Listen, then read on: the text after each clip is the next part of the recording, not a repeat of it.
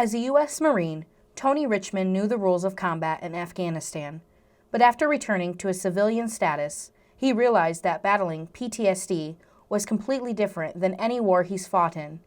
According to PTSDUnited.org, 24.4 million people have PTSD at any given time, which is equal to the population of Texas.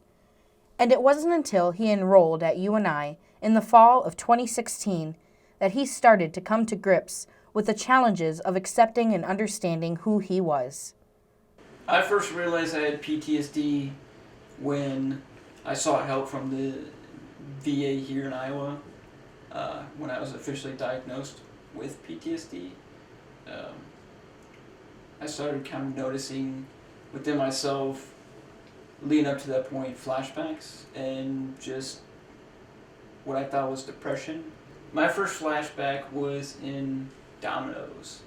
I went in to order a pizza and I heard a lot of the noises in the background, just kind of mechanical noises, and I also kind of felt hot. So it's a small pizza place.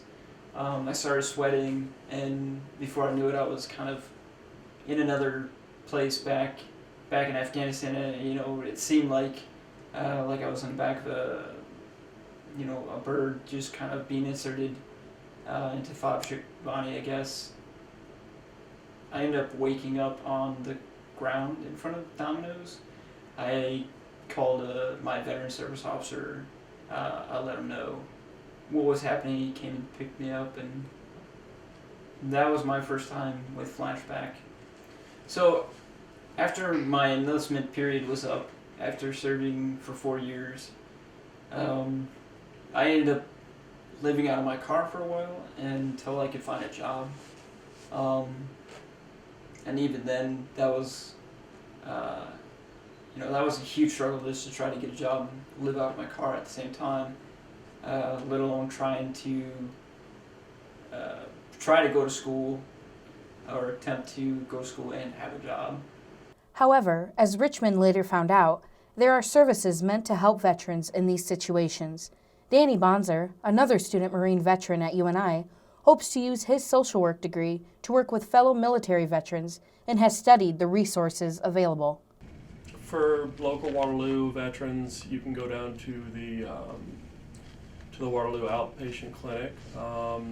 There's definitely more extensive services throughout Iowa, like in Iowa City and Des Moines. Some people can't access the VA health care system for whatever reasons. There's other possible resources.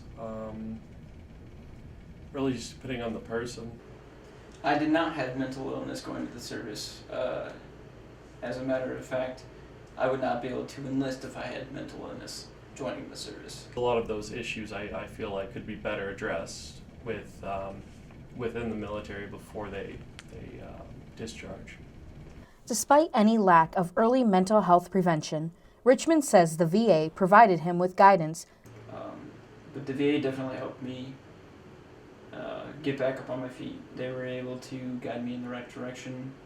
They were able to link me up with the different resources that were available and the different help and people that were willing to volunteer their time to help.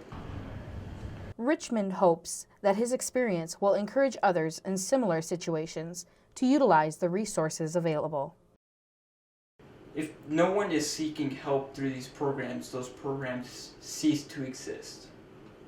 Seek help. It's not a weakness. It's a strength.